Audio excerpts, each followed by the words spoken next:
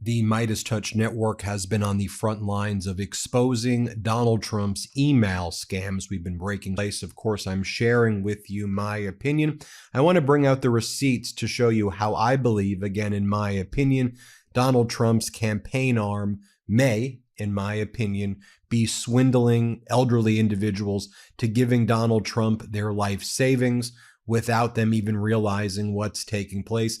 I believe in my, and it also begs the question with these email scams that Donald Trump is running, where he claims he's fundraising. What is he fundraising for?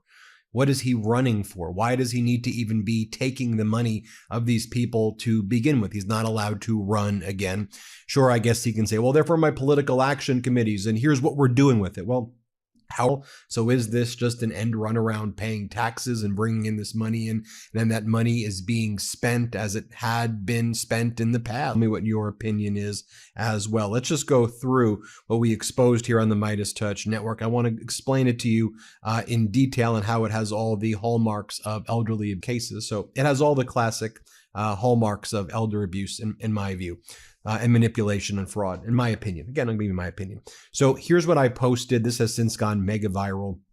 This was at the bottom of one of Donald Trump's emails, and it says, "Alert, Democrats are gaining serious momentum. Their relentless attacks, fueled by millions of dollars in dark money, are paying to sound the alarm. President Trump can't hold back the woke mob alone. Keep this box checked to support MAGA in this do or die battle!" Exclamation point. You see that text is in red, and there's lots of capital letters there as well. Alerts, caps, brink of disasters in caps.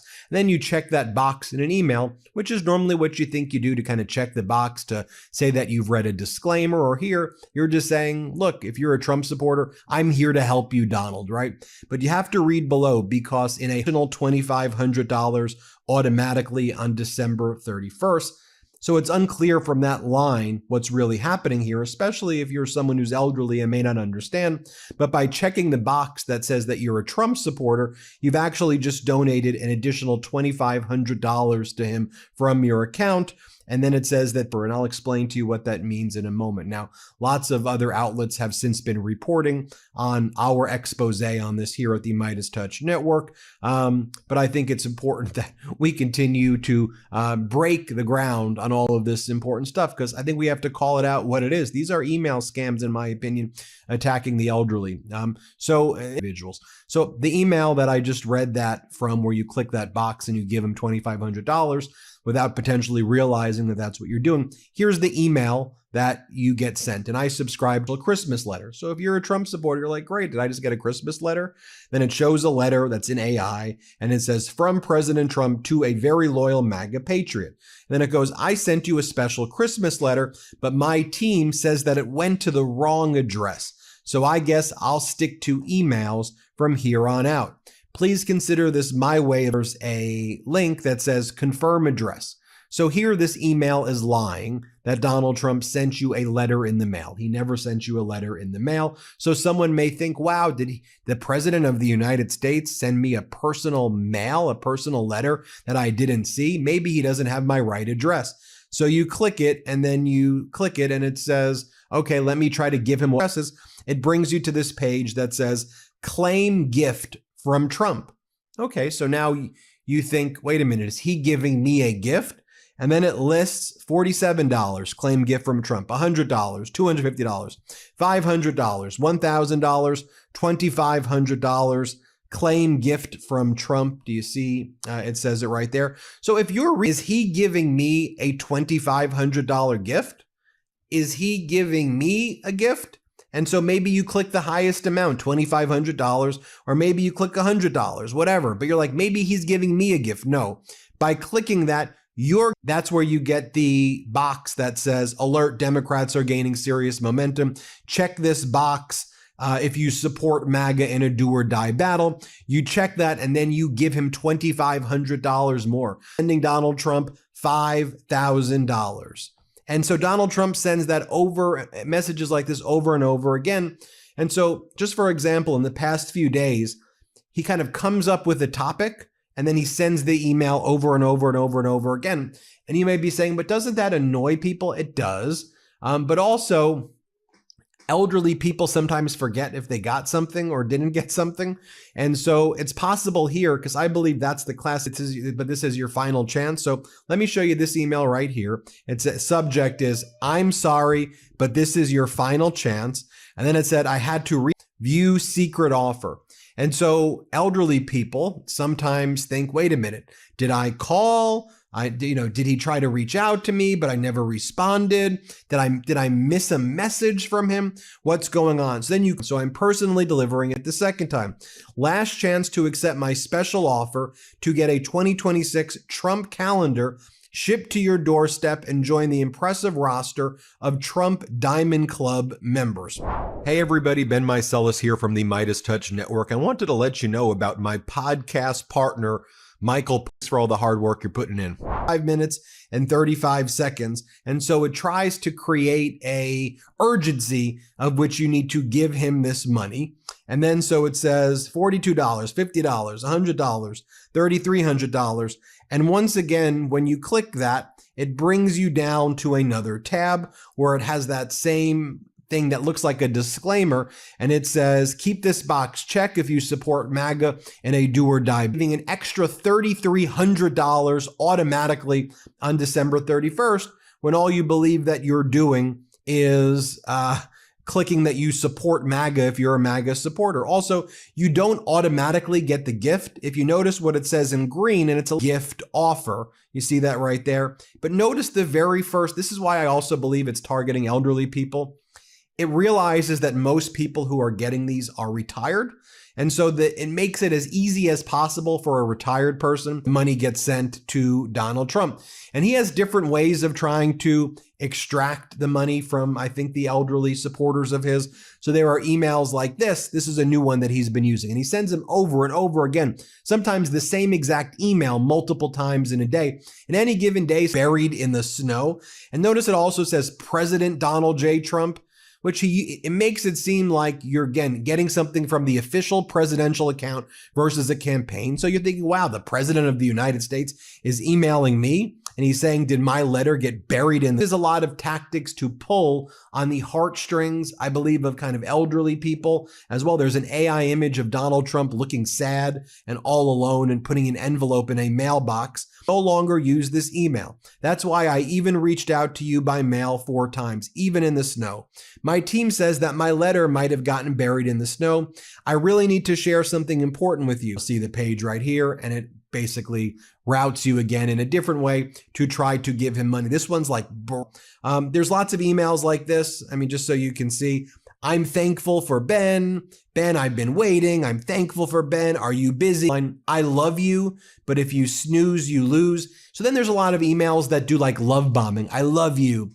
I might love you more than America. I love you. I love you. I love you. I love you. And this is a tactic as well. It's love bombing. And it's used again to prey on elderly people too, which is a common, oh, he loves me. I love, in my opinion, to scam people is he asks people if they want to receive a tariff rebate check or if they want to receive their Doge dividend check. And then it's like, claim your official Doge dividend check, claim it. Do you want me to give you one? This is the only official message. And he sends it from President Donald J. Trump. So people believe they may be getting, this is their rebate check. This is what they need. And they click the button and then they end up paying Donald Trump money versus actually receiving money. And this has all the hallmarks, again, of elder abuse and financial fraud. Again, and just giving you my opinion. We're all entitled to our opinion under the First Amendment. So this right here, for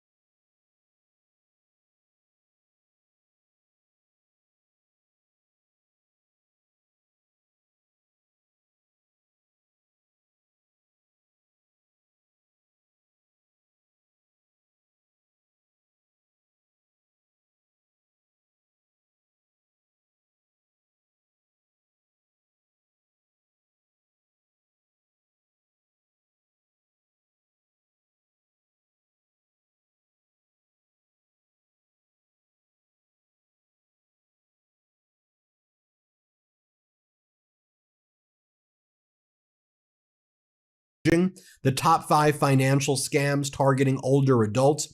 Romance scams. As more people turn to online dating, con artists are seizing on the opportunity. Romance scammers create social media, but he doesn't have to do it. He's saying, oh, this is Trump. I love you, I love you, I love you. Sweepstakes and lottery scams. The sweepstakes scam is familiar for many of us. Gift cards up front, sometimes amounting to the thousands of dollars. Sometimes, and then sometimes this has processing fees and other fees as well. And then, notice what the Trump emails say. This qualifies you for a gift. This qualifies you for a trip to Mar-a-Lago. This qualifies you for this. So why do scammers often target seniors? According to the FBI, senior citizens are particularly vulnerable, sometimes have memory problems, and that's used by scammers to be predatory. And to me, the hallmarks of all of that are on these Trump emails. There's also this from the FTC. Director William Webster, the former director of the FBI, William Webster, in this video offers a warning. Much the behind the scenes work you had to do before the show got big. Lee, your question has a myth in it, and I'm going to bust it right now. The myth is that Jamie and I did all this hard work to put the show together, and then the show got big, and then we got to stop doing that hard work. That's not really true. The level of physical labor from us remained the same. And now this hard work, and then we got to stop doing that hard work. That's not really true. The level of physical labor from us remained the same. And we bust everything you saw us build. So I want to go back to working on. And then within a year, when people started to visit the set, they'd be like, where's the team that builds everything for y'all? And we'd be like, there is no team. It's us. Same thing happened to Cary Grant and Tori. People thought that there was like bunches of people behind the scenes. There was no shift where we did less work. There was a shift where we brought in some people to do other work so our work could be augmented. So that our work could be augmented. But we were building daily, every day of making that show. That's really true. Chris Baginski says, I'm looking to introduce my 1.5-year-old son to my creative passions, such as building with Lego and action figure photography. I love this. I'd love your thoughts on how I should approach introducing my collections to ensure I'm not overwhelming him or forcing something on him. The best way to not force something on a child is to not force something on a child. I grew up in a very permissive household and not judged. I found that atmosphere incredibly inspiring for thinking about making stuff and then making stuff, which is my primary output of the world. I don't think my parents were like structured at all in their thinking of like, we're going to raise some artists, and not judged. They did have as a value that like what I was interested in was interesting. I was like, what are you doing? I got so mad. And he was like, I'm so sorry. And that is a really important interaction. I had a thing. My dad thought it was just one part of an exploration, but for me, it had become a thing that I had connected to. And so when he started to mold it, I freaked out. And he respected that. Worth paying attention to. This means you're going to buy all sorts of things for your kid, or buy or obtain or borrow or trade, whatever, all sorts of things for your kid that they will never touch. Drum sets, model kits, but them gravitate. That's really my best piece of advice. Oh, okay, I wrote some things down. 1 million musicians have not happened in the world because a parent was like, you're out of tune. Just shut up about what they're doing. They don't need that kind of feedback. Also, look, I have met people who grew up in not only not permissive households, but in actively like verbally abusive households. You're dumb. You're not smart. Things for a child to hear. But I also think that it's not great for a child to hear what kind of person the parent thinks they are. Because so positively and negatively, be careful about the "you're this kind of person" statements to the kids. Oh, also, when you feel like your kid is spending too much time playing video games, and maybe it's rotting his skull, that there is a graffito in Pompeii complaining about the lazy brains of kids these days. So, like, the video games aren't going to rot their head. They're going to find them as a parent to make sure they don't hurt themselves and let them do whatever else, really. Silver Defender says, in a previous stream, you mentioned the time when Thing 2 got caught out by security cameras not walking the dogs. Was there a moment you had to admit to your parents that you messed up? Yeah. And consequently, there was like a baseball bat and a glove somewhere around the house for my entire childhood. One day, I had the baseball bat and I had a golf ball. And I was like, this might be good. And I went out to the front of my house and I tossed up the golf ball and I felt like I put it into orbit. I can't tell you how good that is. Please think about how far it's going to go and think of the windows in your way and then don't do it. Like, just don't. Just don't. Because I was so excited. When I was a kid, the Christopher Reeve Superman came out. What is it, 77, 78? Yeah, I'm like 9 years old. And there's this golf ball did for me with that baseball bat. And I was so excited about it, I went looking for another golf ball. I shudder to think. Suburbs are dangerous, man. I did not find another golf ball, but I did find a lacrosse ball. Hard rubber with metal in its core. And I took that and I tossed it up and I cracked it with a base. What was I thinking? And it made this perfect lacrosse ball size round hole in the window when it did. So I instantly ascertained, ran inside, and I ran towards the problem. I ran to my parents and was like, I'm so sorry. I had the lacrosse ball and it went through and they were like, what's going on? And then I took them to the bathroom and I showed them the problem. But since I was the reveal, they were like, it's cool, bud. It's to the universe. Reader, I think that is one of the secrets to the universe. I remember specifically, and I've said this on the channel before, and Thing 2 at one point was like dissembling his blame. And I said that phrase, and he's like, I get it. And I'm like, no, I want you to say it. I want you to practice feeling those words come through to be able to speak. And I learned at that moment, speak them, and the blame will be less than if you try to avoid the problem. That has me running towards the problems now instead of running away from the problems. Clan Rainfire says, I was watching your video about prototyping machine labels and you were tramming your vise to the mill. And you were talking about how you've gone from, you'll never get anywhere close because you're always going to be outside that indicator's window of operations. You need to start, went to all that effort to get everything as precise as possible. Don't you get concerned that the action of snugging up the bolt throws off the final positioning? Yeah, totally. And reefing on a bolt is one of the best ways to throw off your tramming.